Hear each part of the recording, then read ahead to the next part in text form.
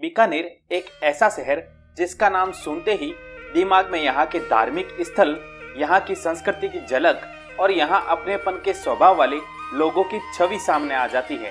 ये शहर देश भर में अपनी सेवा संस्कृति और कला से लेकर व्यापार और सैन्य क्षेत्र तक अपनी एक विशिष्ट पहचान रखता है। 5 सदियों से भी अधिक समय से इस शहर ने अपनी ऐतिहासिक विरासत को संजोए रखा है।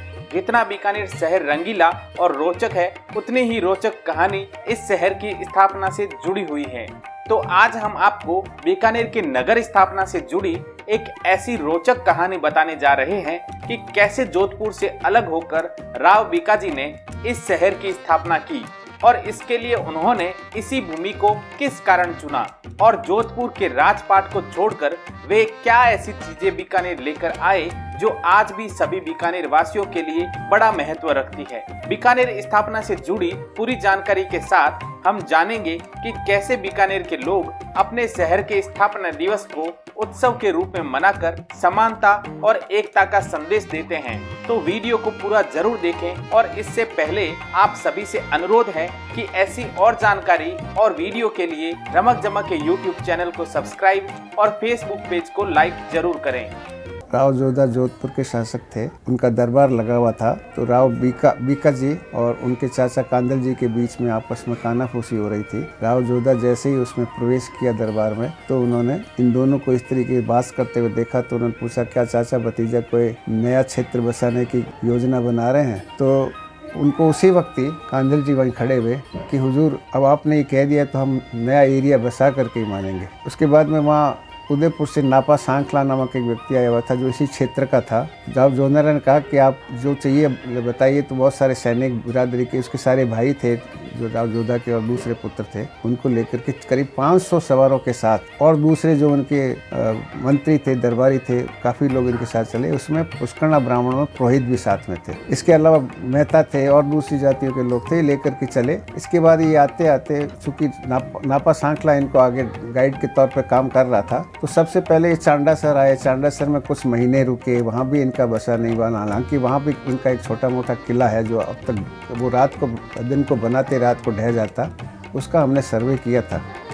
तब वहाँ बना नहीं पा रहे थे, क्या वजह थी इसका आज तक नहीं पता चला है, लेकिन वो कभी छत उसकी खड़ी नहीं हो पाई। वो दीवारें आज भी वहाँ खड़ी हुई है। उसके बाद ये आगे कॉडम देश आने से पहले करणी माता से मिले। करणी माता ने कहा कि तुम्हारा यहाँ साम्राज्य फैलेगा और तुम इस दिशा में अपना प्रयास जारी रखो। इन्होंने कॉडम देसर में राजधानी बनाने का निर्णय किया और उसके तालाब के किनारे इन्होंने अपनी नींव भी रखी, लेकिन वो बसने नहीं दिया उन्होंने। भारतीयों ने इनको रात दिन परेशान करते थे और युद्ध भी हुआ इसके बाद में दोनों के बीच में, लेकिन वो भाटी हार गए थे। लेकिन इसके बावजूद भी वो इस बात के लिए तैयार नहीं थे कि इस क्षेत्र में राठौड़ सत्ता स्थापित हो, क्योंकि अगर राठौड़ सत्ता स्थापित हो जाती तो उनका दबदबा खत्म हो जाता। तो ये करणी माता के पास गए और उनसे आशीर्वाद चाहा। तो उन्होंने कहा कि ऐसा है कि मैं बात करती हूँ। तो उन्होंने भारतीय शासक जो थे वह शेखा थे नाम उनका शायद, तो उनसे बात की। तो उन्होंने कहा कि तुम ऐसा करो, अपनी पुत्री का इनसे विवाह कर दो। तो वो मना कर दिया, उसने कहा नहीं, ये तो मैं नहीं करूँगा। तो फिर किसी तरीके से वो किसी मुल्तान के साथ जो शासक था उससे झगड़ा हुआ, तो ये वापस गए, कैद कर लिए गए। तो ये फिर राव बीका उनको जाके छुड़ा के लाए और फिर इसी बीच में उनकी पत्नी ने उनकी लड़की थी उसे शादी का विवाह कर दिया। उसके बाद में भी ये उनको यहाँ बसने नहीं दिया। तब करणी माता ने इनसे कहा कि अब तो ऐसा करो कि अब इस तरफ दूसरी छोड़ दो, वहाँ अपना राजधानी बसाने का इरादा छोड़ दो, तुम आगे बढ़ो इस तरफ। जांगलू प्रदेश है, उसके अंदर तुम्हारी राजधानी है, उधर तुम्हारा साम्राज्य खूब फैलेगा। इसके बाद ये जांगलू में आ गए और जांगलू में आकर के इन्होंने बहुत महीनों तक यहाँ रहे और उसमें आसपास के जितने एरिया थे सब विजिट कर लिए थे, सब इन्हें अपने अधिकार स्थापित कर लिया था। लेकिन बाद में ये और आगे आए और इन्होंने देखा कि सारा एरिया, जब ये एक जगह जांगलो में जब रह लिए काफ़ी समय, तब इन्होंने आसपास के लोगों को भेजा कि जाके पता करिए कि कौन सा स्थान है जिसमें पानी की जल की उपलब्धता हो, ताकि हम वहाँ पे अपनी स्थायी राजधानी बना सकें। तब उनके जो प्लानर्स थे, जो योजना करने वाले लोग थे, वो आए और चारों तरफ इस क्षेत्र को देखा। तब इन्होंने देखा कि ये सबसे अच्छा इलाका है कि यहाँ बड़े बड़े टीले हैं जो पत्थर के नहीं है, लेकिन पत्थर से भी कमज़ोर नहीं है। तो इन्होंने सोचा कि यही सबसे अच्छा इलाका है, क्योंकि इसके बाद में सब में ढलान थी। तो इसके बाद आप देखिए कि जहाँ जहाँ इस तरीके के टीले थे और टीले की जहाँ ढलान थी वहाँ सब बड़े बड़े तालाब बने थे। तो यहाँ बीकानेर ये जो टेकरी थी बहुत ऊंची थी, यहीं पे तय हुआ कि चूँकि राजा का स्थान ऊंचा ही होता है तो इसलिए उन्होंने जगह चुनी और यहाँ पे उन्होंने गढ़ की नींव रखी। यहाँ पे सबसे पहले इन्होंने रखी 1485 में राती घाटी पर जो है पहली बार राव बीका ने अपनी गढ़ की नींव रखी। इसके बाद में 1488 में बैसाख शुद्ध दूज को इन्होंने तदनुसार आसपास के इलाकों को नाम अधिकार करके उसको बीकानेर अपने नाम पर बीकानेर शहर का बसाया। ये बैसाख शुद्ध दूज 1488 ईस्वी मतलब 1545 विक्रम संवत में इन्होंने यहाँ अपने नाम पर शहर था।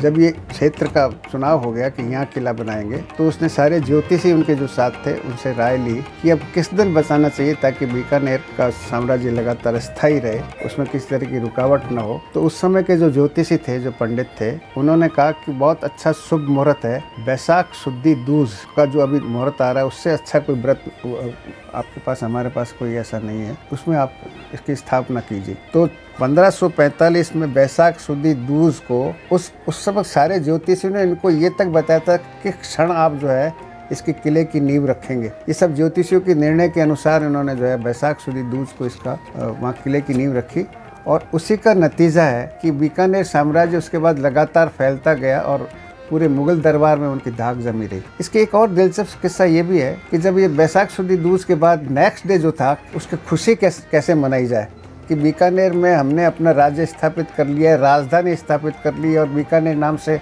शहर बसा दिया है, अब क्या किया जाए। तब उन्होंने कहा कि इसको खुशी मनाने के लिए कुछ आकाश में कुछ ऐसी चीज़ की जाए ताकि आसपास के सब लोगों को पता लगे कि एक नवीन राज्य की स्थापना हो गई है जिसके राजा जो है राव बीका है। एक चंदा बॉस का बड़ा सा बना करके उन्होंने उड़ाया, तो उस दिन से एक चंदे की परंपरा हो गई। ये परंपरा उसी वक्त से है जब राव बीका ने उसके उत्सव मनाने के तौर पर बैसाख बीकानेर की स्थापना, गढ़ की स्थापना के बाद में और शहर के अपने नाम पर स्थापना के बाद में तीज को जो ये काम किया, तब ये चंदे की परंपरा आज तक उसी हिसाब से चलती आ रही है।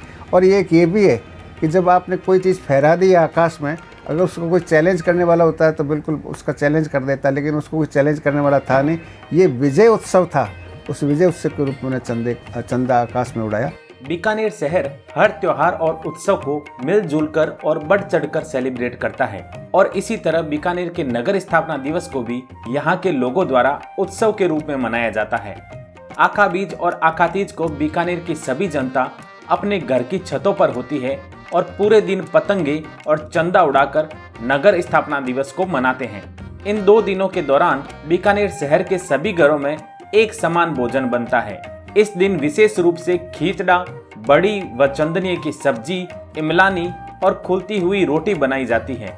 इसके साथ इस दिन हर घर में ठंडे पानी के लिए नई मटकी और लोटड़ी की पूजा की भी परंपरा चलती आ रही है।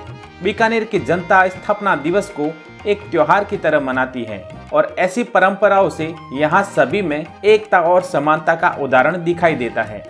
बीकानेर का प्रसिद्ध लक्ष्मीनाथ जी मंदिर, जिसे यहाँ की जनता नगर सेठ के रूप में पूजती है, और नागणेची माता मंदिर जो राठौड़ राजवंश की कुल देवी है, इन दोनों मंदिर की प्रतिमाएं राव बीकाजी जोधपुर से लेकर आए थे।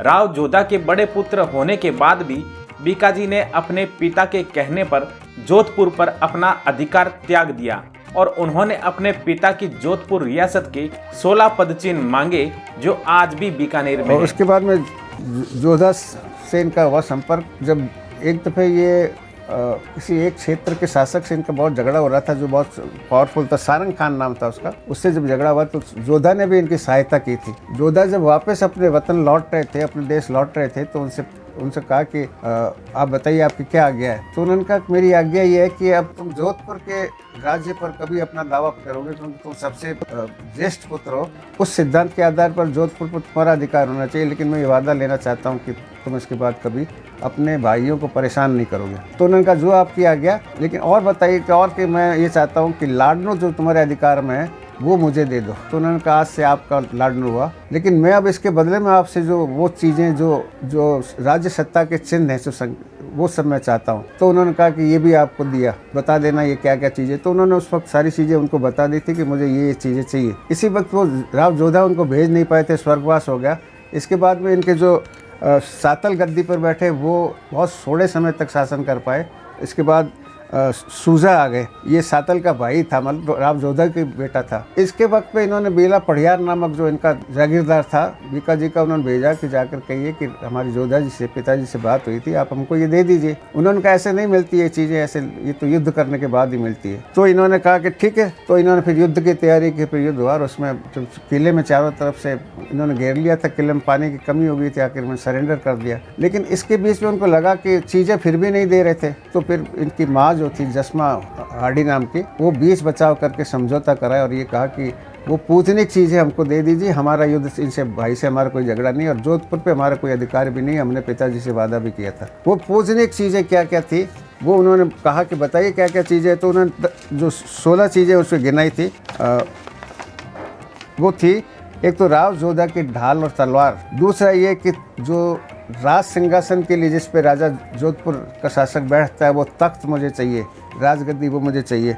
दूसरा जो जोधपुर राव जोधा के चारों तरफ जो चंवर डुलाते थे वो चंवर चाहिए, जिससे ही पता लगता है कि ये वैभवशाली राजा है। फिर छत्र माना कि वो जो छत्र जो राजा पहनता है वहाँ बैठा हुआ, वो छत्र मेरे को चाहिए। आपने मुझे राज्य नहीं दिया तो कम से कम ये चीज़ें तो दीजिए ताकि मुझे ये लगे कि मैं जोधपुर की विरासत से निकला हुआ व्यक्ति हूँ। सांखले द्वारा दी गई जो उस सांखले ने जो इनको एक राव जोधा को एक कटारी भेंट की थी, उनका वो कटारी मुझे चाहिए, वो विशेष कटारी है। और मुझे लक्ष्मी नारायण की मूर्ति चाहिए। और फिर आगे उन्होंने कहा कि 18 हाथों वाली मुझे नागणेशी की मूर्ति भी ये चाहिए। और करण ने और कहा, हमारा ढोल, कहा कि ये ढोल जो है हमारे शुभ संकेत है, जाके हम बता सकते हैं जब युद्ध में जाते हैं तो हम इसको बजाते हैं, वो चाहिए। 42 साल का नक्कारा भी चाहिए, जब युद्ध के अंदर हम अपने जाते हैं तो कम से कम हम अपने जब नगारा बजता है तो इसका मतलब युद्ध को डिक्लेयर करते हैं, युद्ध की घोषणा करते हैं और लोगों को पता चल जाता है और जोश भी बढ़ता है इससे।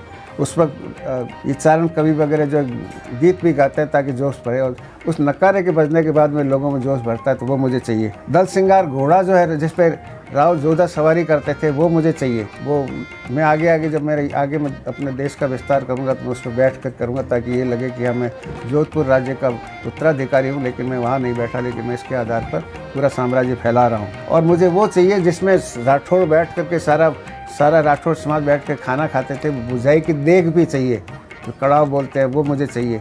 ये चीज़ें जो मुझे चाहिए। इसके अलावा बहुत सारी चीज़ें हैं जो मुझे सब पूजनीय है, जिसके आधार पर मैं बीकानेर में शासन करूंगा और ये शासन सत्ता के सारे प्रतीक चिन्ह होंगे, इन प्रतीक चिन्हों को मुझे ले जाना है। पतंगों के पेच की लड़ाई में पतंग किसी की भी कटे, लेकिन खुशी सभी मनाते हैं। यही सौहार्द और प्रेम बीकानेर स्थापना को एक उत्सव, एक त्योहार बना देता है। मिलेंगे एक नई जानकारी के साथ, तब तक मुझे यानी राधे कृष्ण ओझा को अनुमति दीजिए। खम्मा गणी।